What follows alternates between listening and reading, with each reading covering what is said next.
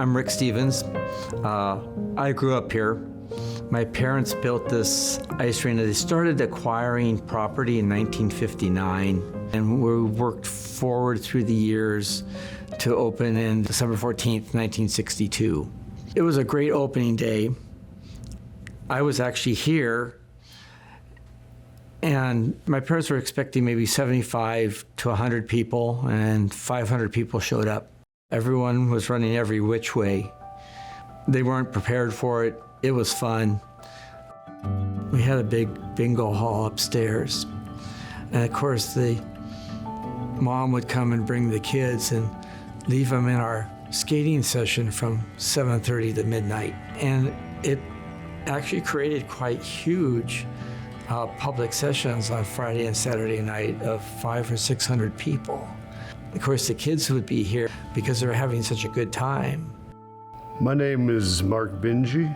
I started working here. I was 17, almost 18 years old. Loyalty, I think, is what kept me here. And I loved the people that I worked with. They were all good people. We all kind of grew together as like a family. So I just decided to keep my loyalty to them. My name's Linda Soul. I'm Linda Landon. I was Linda Adams. I was connected through my dad, well, and my coach. My coach and my dad basically built the rink. And then my coach was Jimmy Stephens, and he was kind of behind the scenes running the business. Got a few guys who've been skating here since the late 60s and early 70s. We have a 50 and over faction, which guys are, in their 60s, 70s, 80s, still skating. I have been playing hockey at Highland Ice Arena for 18 years. We've had 4 sets of fathers and sons play with the group at one point or another. I took my first steps on skates on this ice. It has a lot of history for a lot of people. I think I stepped foot on ice here for the first time. I was either 5 or 6 years old. Highland Ice Arena is a one-of-a-kind place. Though it was kind of a rough and possibly a little dangerous to play, this was our place, and we loved it, and we just embraced it, embraced what was here for us. What makes Highland special is the community. Our generation really embraced being at Highland.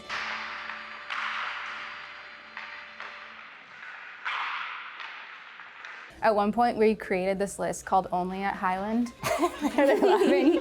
It was basically a list of things that you would only find here. So like, only at Highland would you find paint falling from the ceiling. Rats in the coach's room. I met my husband here in the locker room, which is obviously very romantic.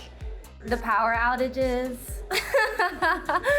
We were here and the exit lights were on and we were doing off-ice warm-up in the dark, just waiting for the lights to turn back on. Or flies on the rink. They fly and they get cold and then they kind of drop to the ice and then they kind of get stunned, and so sometimes I'd go and I'd pick them up and bring them out to the bench and let them get warm. The Zamboni seems to be kind of a highlight. Yeah, I've had people take my picture. I had one person ask for my autograph. At first it's fun. Eventually it gets to be about as boring as driving a lawnmower. This rink was built a long time ago, so it's 15 feet shorter than an NHL rink. So the kids were training on rinks that were smaller than rinks they'd compete on. And we made the most of it. So for example, the candy machines we would use as mirrors. The benches we would use for plyometrics. I mean, we made the most of what we had, and it worked. They're part of the community. They're what makes the rink tick.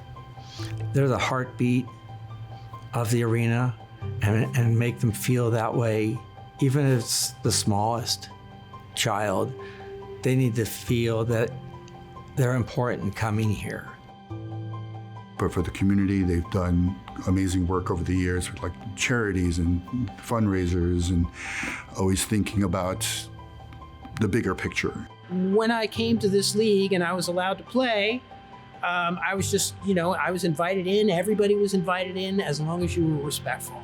We have players who are amazing hockey players. Their skill levels are phenomenal, but if you can barely move along the ice, they're there to help. So somebody who normally doesn't come from a hockey background, especially from another culture, another country, and you're not only welcome, but we want you to like thrive in this group. I was a figure skater. I skated from 58 to 72. It got kind of busy to where my dad couldn't do the boot fittings as much, and so I started selling skates. I had a lady who was a doctor who moved from Boston, and she could never skate, though she loved it, loved to feel it. But her feet were turned out like this. So I took the blade off and mounted it this way so it lined with her ankle bone, her knee, and her hip. And she came out off the ice and says, I can get on both my edges, both inside and outside. I've never been able to skate this good in my life. One of our players, I believe he joined our group at the age of 68. He was really, really good. He played with us until the age of 75.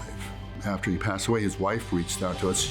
She knew how much this group meant to him. When she had his funeral, she wanted all of us to wear hockey jerseys. And it was just a moment that was just so special.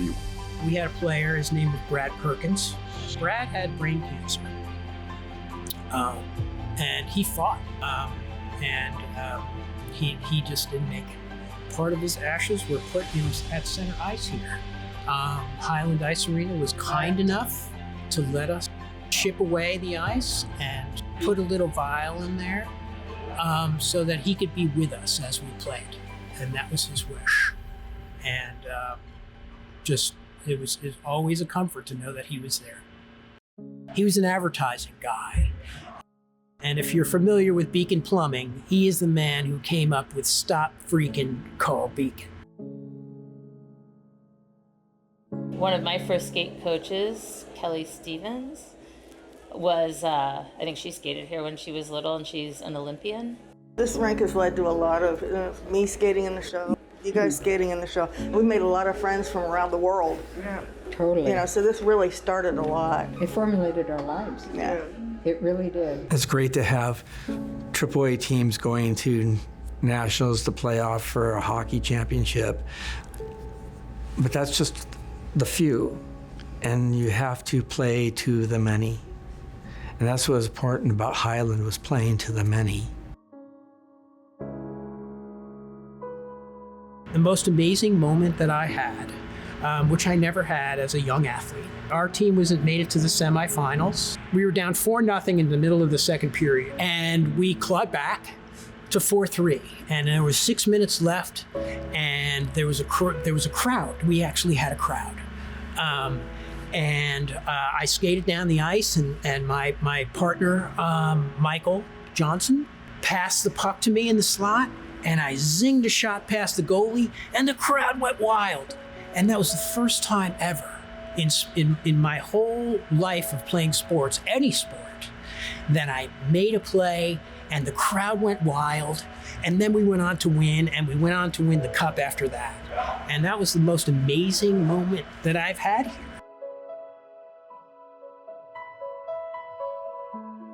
Highland was affordable, relatively speaking, and kept it that way, and made opportunities for us to have these groups who played year after year and had these connections. It's getting increasingly hard to afford to do that. But also, this was like our home. There's such a large financial gap as for what we can afford as a group. And if we were to try to continue this group somewhere else, like a new rinks and so forth, you are literally looking at, without exaggeration, 3 times what we pay per hour. Like it's a triple, sometimes 4. We worked around more to making it affordable for people than gouging them. We're more cost effective than all the other rinks. Even though we have the same expenses, the same power, the same gas.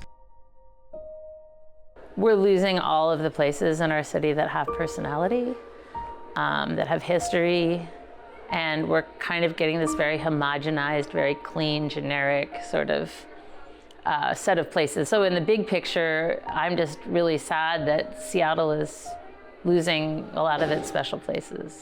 You know, family-run businesses it's harder and harder for them to survive, to come by.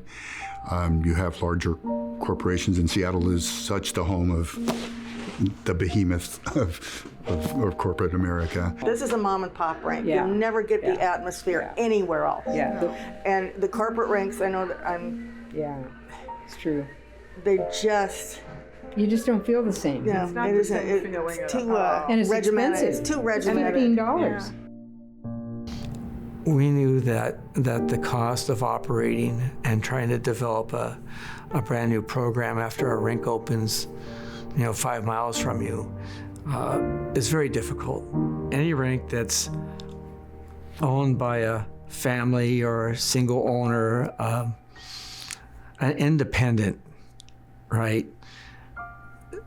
They're gonna put their heart and soul and time into it, where other arenas, whether they're corporate, municipalities, if they're private clubs, they're run by boards, right? And boards want to see cash flow. They just don't have the heart and soul in it.